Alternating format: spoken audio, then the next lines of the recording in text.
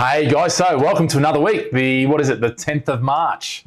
So the week after budget, and I have to say, you're going to probably notice I'm quite a bit happier and chirpier, and because as a property investor, it's actually been pretty much all good news. You know, there wasn't really anything, and in fact, you know, if you think not this time last year, January last year after the election, it was all like, thank goodness. And stuff started to pick up. And that's what's happened this last week. Things have started to pick up. People are picking up the phone and saying, hey, I'm interested. I want to move forward. So, you know, that is great, because if that continues, which I think it will, because there's no reason why it shouldn't. And I know there's the doomsayers and all that sort of stuff, but actually for the most part, I just don't see that's going to come to pass. You know, and if you look at the progression of these, you know, my live streams over the last, year or whatever, you know, you'll see, there's a lot of, COVID stuff around what's going to happen, who knows what's going to happen.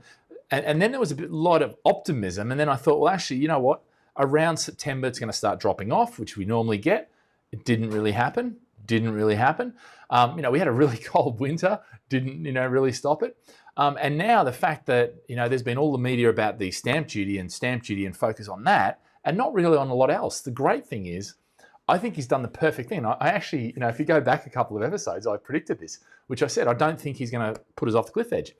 I didn't want him to actually extend it to 3 months, because I thought that's just going to prolong the inevitable. But what he's done is he extended it 3 months and then tapered it, which for me is bloody a stroke of genius, and I think fantastic. I mean, I have to say, pretty excited about what I've got today, because we'll look at what was said. We'll look at what the impact is of property investors. And make sure you hang around to the end, because what I'm going to do is go through the predictions that I've got in the various places and areas and things like that, and why I think actually now we're poised for the next 10 years to, perhaps get back on to normality. Because let's face it, the austerity we had plus Brexit, really killed a whole decade. And, unfortunately, we're not going to get that back. You can't get that back. But what you can do is get back on the horse and start riding again.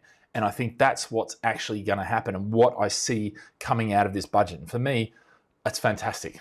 For all those people who aren't in, Manchester, Birmingham, London, the major cities where they've seen house price growth, for you guys out there that have had a decade, since the last recession, where your house prices haven't gone up. In fact, some of them have even gone down. I think you're going to see potentially, and we'll look at why, some house price growth this next 10 years, which is great. But I'm still tapered with that against the fact that, the fundamentals are changing. People are moving to the cities. And I don't care what anyone says about, no, COVID has taught people they don't want to live in the cities. We're already seeing London rentals come back, as the lockdown stops. So, a lot of these people, are just saying it for headlines, but good. So, I mean, let's get into it. So, guys, actually, before we get into it, make sure, subscribe to my channel if you're watching for the first time. We look at all stuff property investors. So that's the focus of this channel. And if you've got comments, you can put them into the YouTube, Facebook. I get them live, and I'll actually answer them as we go through. So I've got, whatever questions you want about anything to do with the UK property market, or in fact, other property markets if you want to. I'm happy to give my thoughts, my opinions on that. So let's get onto it. But make sure you subscribe, like, and ask questions, because this works better if we have some interaction. So let's have a look at what was said about the economy. So the economy shrunk 10% in 2020, okay? Forecast rebound in 2021 with 4% growth. That's actually good growth. That's actually good growth for a year. Economy forecast return to pre-COVID levels in the middle of 22. With growth of 7.3 next year, okay? So yes, this year, 21, still quite tame in terms of 4%, but then 7.3%, which is actually, that's quite large growth. You wouldn't really expect that, okay, from a, westernized, advanced economy. 700 people have lost their jobs. That's nowhere near as many as we expected. We're currently at 5.1%.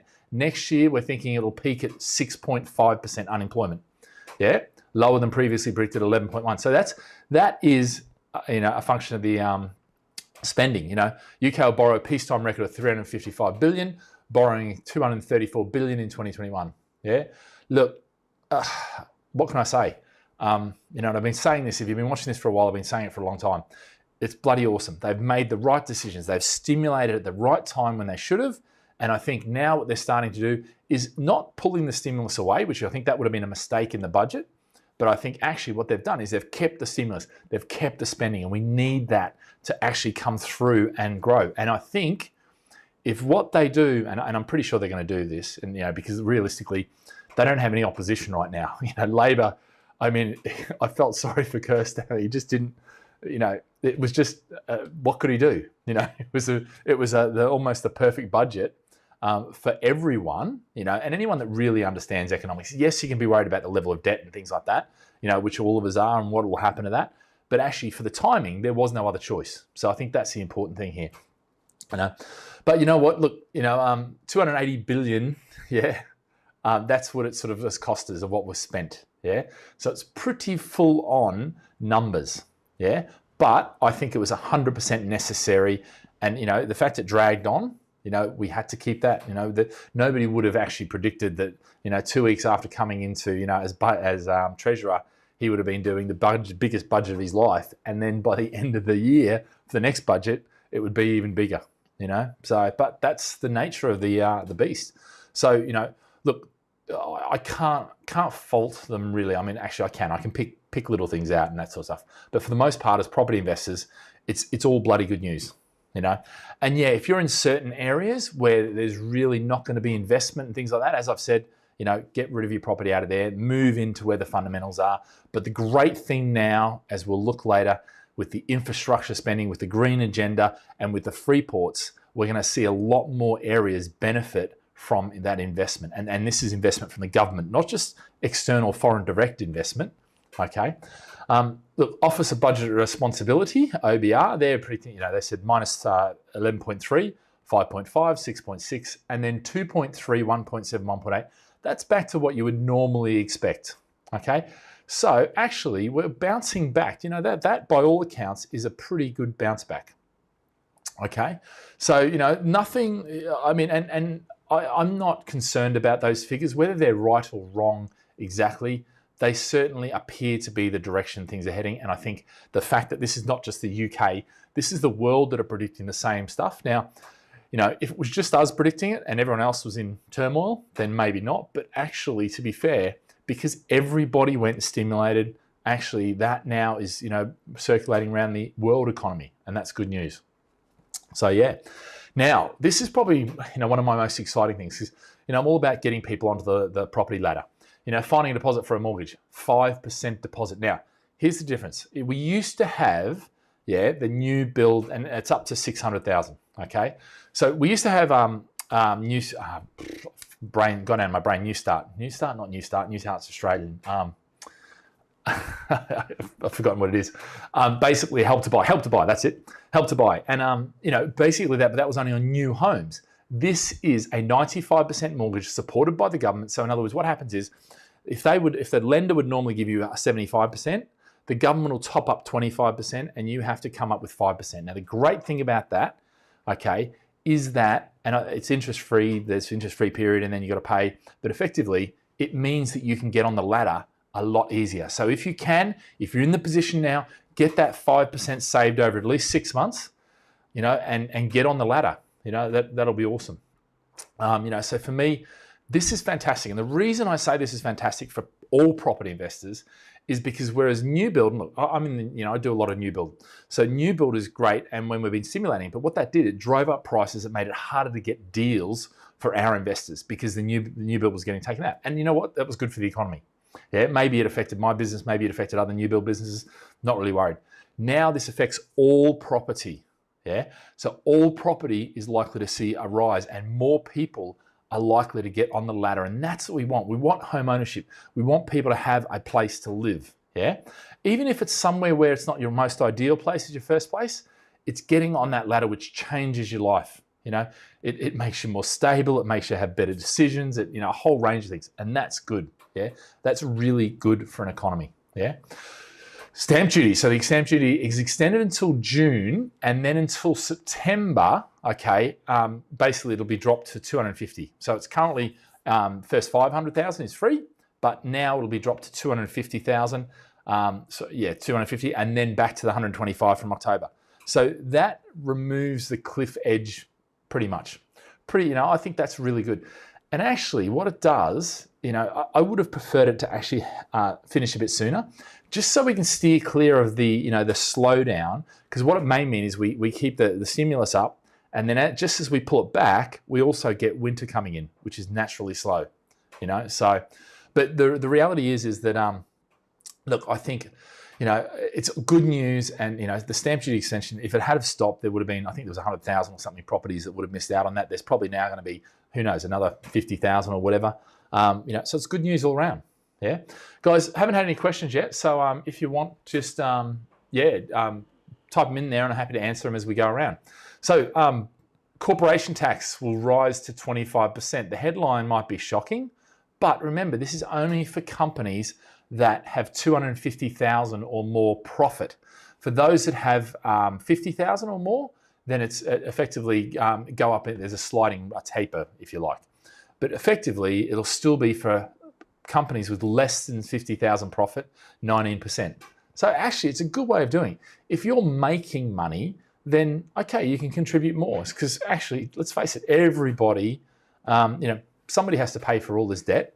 Now, obviously, part of it is they're getting really cheap rates over a long period of time, so they can afford to finance it. It's not like huge interest rates where you can't afford to finance it. So there's that. But when you add things like this, which is a tapered, corporation tax, I love that, because it means the guys who have the most pay more. Yeah. Now, obviously, it means that somebody's going to be paying more, but you know what? I don't mind that. I don't mind that, because I think if it gets us back on track, and I think that is, and there's some questions about that, which we'll come to later. But yeah, good news. The if you remember, the manifesto said no new taxes in VAT, income tax or NI. So they've kept that, but what they did is they froze the threshold of the 12.5 grand. So it's not going to go up. And what that means is we will be paying more tax, or more people will pay tax. Okay. But not a huge, it's only $8 billion, which is a lot of money for individuals, but for a whole country, it's not that bad. Yeah. So, so these are all, I think it was a really well thought out and really measured response. It could have been, I'm going to introduce this tax, and focus on paying back this debt. I think that would have stunted the growth and potentially sent us back into, almost a W recession. Yeah. And that's not what we wanted. All right. What this has done now, I think, is really solidified this, the growth. And it may not be this, it may be, this. But the reality is, I think we're back into recovery now. I don't see a massive drops or those sort of risks panning out. Now, yes, there's still people who lose their jobs. Yes, furlough's got to end. There's all these sort of things which will happen. But, we're at 5.1% now, 6.5% predicted. That's not a huge jump, okay? We were at 4.5% before that and 3.1% before that. So, we've doubled the amount of unemployed, which is a lot, but a lot of those will get taken up. But obviously, that taking up period of getting people unemployed, making them unemployed, and then getting them re-employed is about a 2-year process, okay? And that's why most recessions take about 2 years. But that may not be the case in this one, Interestingly, I'm in two minds about this. $5 billion plan to rescue high streets from collapse. Look, I love the high streets, but I do think that to a large degree, they are really a dinosaur. And unless, if that 5 billion is going to pivoting them, if it's just really just giving money to businesses that aren't going to survive anyway because they're out of touch, they're, not new tech, they're not, embracing change, then I'd say, it's a waste of money. So we'll see how that 5 billion, 5 billion is not a huge amount of money when you look at how many high streets have got to be covered. And I think this is one of the keys, here too. Now, so I love all that, fantastic, awesome news, and then we'll get more into that. But before I do that, I just want to raise a couple of issues. Yeah. So the first one, tax and spending experts say Senec's budget doesn't add up. And you know what? Having a look at it, I kind of agree with it in terms of I'm not sure that all of these spending cuts are deliverable. I'm not sure all of this. But you know what? I don't care. All right. And what I mean by I don't care is right now it was the prescription that was needed right now. Yeah. And if this gets us through the next 6, 12, 18 months, 2 years and gets us back on track, and then we realize, you know what, it was a bit ambitious. You know, we needed to borrow more money. We couldn't cut back here. That, you know what? I don't care. Yeah, I'd rather just get through this period, get back onto stable ground, get COVID behind us, and then we can work out how to fix, you know, how we spent too much money here, we didn't spend enough here, we need to do this. But I think one of the other things is, and I think this is a very real issue, because, you know, I've been saying for 10 years about the austerity side. You know, 1 billion to level up towns, but Tories already cut 2.4 billion. And, you know, then this is talking about, you know, 45 local authorities. The interesting, and this is, I 100% agree with this, the amount of cuts that were made over the last decade, yeah, effectively what it is, it's like Robin Hood that stole from the poor, yeah, 2.4 billion, and then gave them $1 billion back and said, look at me, I'm Robin Hood. You know, it's kind of like, okay, but you've already taken 1.4, where did that go? You know, that's kind of what it is, a bit of. But, you know, it's not entirely. I mean, it was a previous government. You know, I think it was a stupid thing to do. I think it was ill thought out. I think, you know, but look, you just got to watch the videos over the last decade I've done and see how, you know, not angry, but I wasn't very happy with the politicians. But I do think, you know, this is genuine. I think, you know, they had the first budget, which was pre-COVID, where they announced spending cuts, the end of austerity, all that sort of stuff, which was great. Obviously, then they had to change, you know, very much pivot very quickly, which they did, you know. And actually, for a government, I have to say, they've done pretty damn good. You know, they've done pretty damn, yeah, they haven't got it all perfect, but just look at the vaccine and the vaccine thing. They got in early, they got trashed over, why are we buying 300 million doses or whatever, you know, et cetera, you know, we're wasting money. But the reality is now, when you look at the economy and how it's responded to that vaccine and you know, and how actually other economies are sitting there going, oh, we should have got in early, because, you know, it's huge political points. So good fun. So let's have a look at why I think the next decade is going to be a good one for you as a property investor. Okay. And I think that's awesome. Before I do that, guys, I haven't had any questions yet. So I can see I can see the questions are working, or the comments are working, but I must be talking quite well, or covering everything you want. But any questions you've got, send them through. Okay, so let's get into why I think. All right, so this is the 8 free ports that have been announced. Now, if you think about it, throughout the last 10, 12 years, what we've had is pretty much London, Manchester, Birmingham, and maybe, you know, Leeds and Liverpool and a few other places that have had, you know, decent, you know, house price growth and things like that, and money getting spent in investment. For most of the other rest of the country, everything has been cut. Public services, you know, everything just cut to the bone, yeah. And so what this does is this now redistributes some of the wealth, but also the income potential, the investment, some of the, you know, across the UK, yeah. And for me, this is awesome. Plus, it's not only that, because we can sit here and go, okay, we've got this much, and I'm going to redistribute within this closed system, which is the UK, all right? But the moment you say free port, all of a sudden now you're opening yourself up to the rest of the world and say, bring your goods here, sit them there, we won't tax them, or we'll tax them at a lesser rate, or et cetera, we'll make it attractive. Now, remember, our corporation tax, even at 25%, is still the lowest of all the G7 countries, yeah? Which is a pretty good thing, yeah?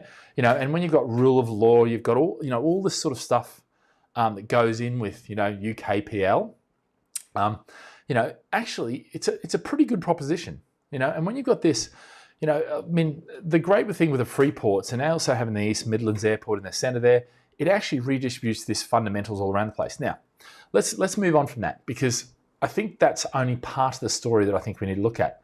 Now, what I did was I did this. Now, it's basically that same map, but it looks like I spilt coffee on it, or maybe, you know, running the bulls or something.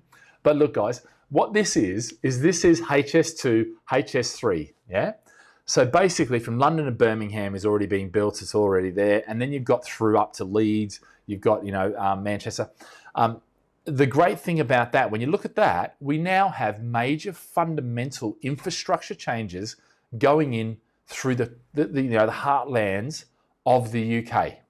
Now you might say, hold on a sec, what's happening with, you know, up north near the Scottish borders and that sort of stuff? Yeah, okay, so they missed out, but realistically, the population isn't there.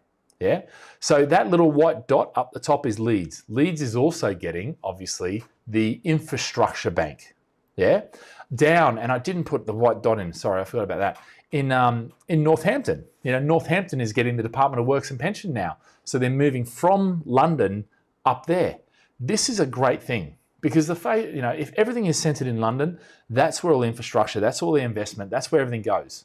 And therefore, that's where the population ends up. Now, by putting these things around, and it's all the fundamentals, all the services around that, you know, that support that, you know, these free ports and that sort of stuff, which are going to be awesome. Yeah, putting the infrastructure bank in Leeds means they will understand Leeds and northern UK better than if it's based in London.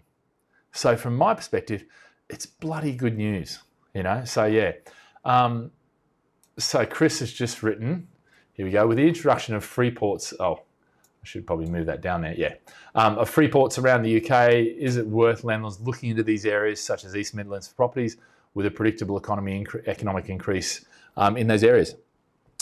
Yeah, I mean, at the end of the day, that is kind of what I'm saying here. You know, is look at those areas. They've got major, we're talking, you know, billions, and in fact, actually, HS high-speed rail is likely to cost trillion plus. Yeah, in fact, I think it's already up there. In fact, it is definitely above there. It might even be, you know, multiple trillions of pounds. Yeah. But then you've got the free ports around there. You know, that's what you want to see. That is what you want to see because that is where it attracts jobs, it attracts people, and that's, you know, fantastic. Yeah. So let's move on to the next thing. So we've got all that. Keep that in mind. And the next thing, yeah, which is, you know, now I've put here no green revolution from Sonic. Actually, I disagree. I think governments, unfortunately, aren't able yet to fully embrace the green agenda. You know, Bank of England given green remit to aid net zero carbon goal. At the end of the day, the world creates about 51 billion gigatons of carbon. Yeah, we have to, within the next 50 years, move to net zero, which means if we produce it, we take it out. Yeah, so not only do we have to, the stuff we produce, but we've got to take it out. And this is one of the interesting things is if we don't, we're screwed, basically. You know, I mean, there's no two ways about it. We'll have mass famines, we'll have mass, you know, all sorts of stuff. And the science, you know, the science is irrefutable. You know, I don't need to argue all that sort of stuff. The reality is there'll be mass change. Now, that may not affect you and I sitting in our, you know, expensive houses, you know, in London and wherever and that sort of stuff. But for the poorest around the world, yeah, as sea levels rise, they're gone. Yeah, islands gone, you know, population's gone. That will create mass migration. Not only that, farming, famine, all this sort of stuff, you know, and that, you know, paints a pretty bad picture. So we've got to turn it around. And how we turn it around is through governments, as well as business, as well as technology. So this is a step in the right direction by saying, you know, green agenda, you know, zero carbon target, which means the Bank of England will start providing less money, okay, to, you know, polluting, you know, carbon producing projects. That's a good thing. And now most economies around the world are starting to talk about it. The Paris Climate Accord, you know, was talking about that. It's good news. Yeah. So all this is big picture infrastructure stuff, which actually will change fundamentally. And this is something that, you know, I'm already looking out at these sort of things. What are the projects that you can invest in, potentially the green projects, you know, but also where are these things getting put? What are the projects? The great thing about UKPL, UK, United Kingdom right now, is that we are known for our high tech, you know, we've got our universities, we've got all the infrastructure there. Now, you know, I know there's been the Brexit discussion about how bad things will be and blah, blah, blah. But the reality is UK builds nuclear submarines. We build, you know, aircraft parts. Yeah. You know, there's so many things we do that are highly technical, you know, engineering and that can't be done anywhere else, or they possibly can be done, but they're not. We've got the infrastructure there. I mean, finance, you know, we do finance much better than most places because we've been doing it hundreds of years. So there's no doubt we have unique things about us that if we express those and really push those, and one of those is being able to go after the green agenda. Most people don't know, but one of the biggest producers of energy, okay, clean energy, is up in the North Sea. You know, the wind farms that we've got up there. You know, it's incredible. When you look at it, you know, it's in the middle of the ocean. You know, you're just like, what? But it's awesome. So look, guys, that is happening, and that's big picture. you know, whether we like it or not, that is the way things are going. But now it's great that the governments are starting to introduce that. So let's get down to have a look at what I think. And this is, for me, why, you know, we're going to have a fantastic next 10 years, this coming decade. And already, you know, we're talking about transaction price boom next 5 years forecast. You know, after a 7.3% mainstream house price rise in 2020, Savills now forecasts 4%, then 5%, then 4%, 3.5 and 3. Yeah, in other words, growth every year. And we're going to start to see these figures come out, not just from Savills, but for everyone. Already Right Movers says their inquiry's up. I'm telling you, our inquiry's up. People are starting to talk. People are starting to get in. Developers are starting to, you know. So everything's starting to come together and people are starting, it's almost like it was back in January last year before COVID, when everyone went, okay, Brexit sorted. I know, we know what's happening now with it. And I mean, Brexit wasn't sorted then, but at least we had some clear direction, you know, some clear leadership, which is what we've had now. And we may not agree with it all, but actually there has been direction. And in fact, one of the best things they did was put this roadmap of how to get out. Because mentally, if we can see the path, we can make decisions. It's when this, you know, last minute decisions are made and it's like, oh, this is changing. And it's like, whoa, hold on a sec, pivot my business. Whoa, pivot my business. We don't want that. Yeah. So Prime London bounces back. Prices soar up by a fifth by 2025. You're going to see a lot more of these things. Now, this is the same Savills report, yeah, because obviously they bought one out this week. I'm sure next week it'll be a Knight Frank, it'll be a whoever, yeah. You know, so this is going to be the next, I think the next decade, you know, but most of these predictions. Interestingly, you know, wrote an article this week, you know, talking about, you know, in this case, talking about Birmingham Snow Hill Wharf, you know, which is right smack bang in the centre. But, you know, massive regeneration push. And, you know, this is all good news for like places like Birmingham, because even though this is all of this infrastructure and all this spending is going to benefit all around those places and the surrounding areas, actually the places that really are going to benefit are the major cities: Manchester, Birmingham, you know, Leeds, Nottingham, Liverpool, those sort of places. And of course, London. Yeah. So, you know, at the end of the day, guys, I know it seems very, very positive this week, but look, you know, it is. You know, there wasn't really anything that was negative. There hasn't been anything negative out for quite a while. So, you know, if you're sitting there going, oh, I'm not sure about this, you know, middle of COVID, what could happen? Actually, the vaccines are working. Johnson's has a, you know, single shot vaccine now. You know, there's so many solutions. And actually, even if it mutates, we can also, you know, we can adjust the vaccine. So actually, things are pretty good. If you want to get on, you know, really now's the time to get back in. Yeah, I get that you've been out for a year. I get that you might have been out since Brexit.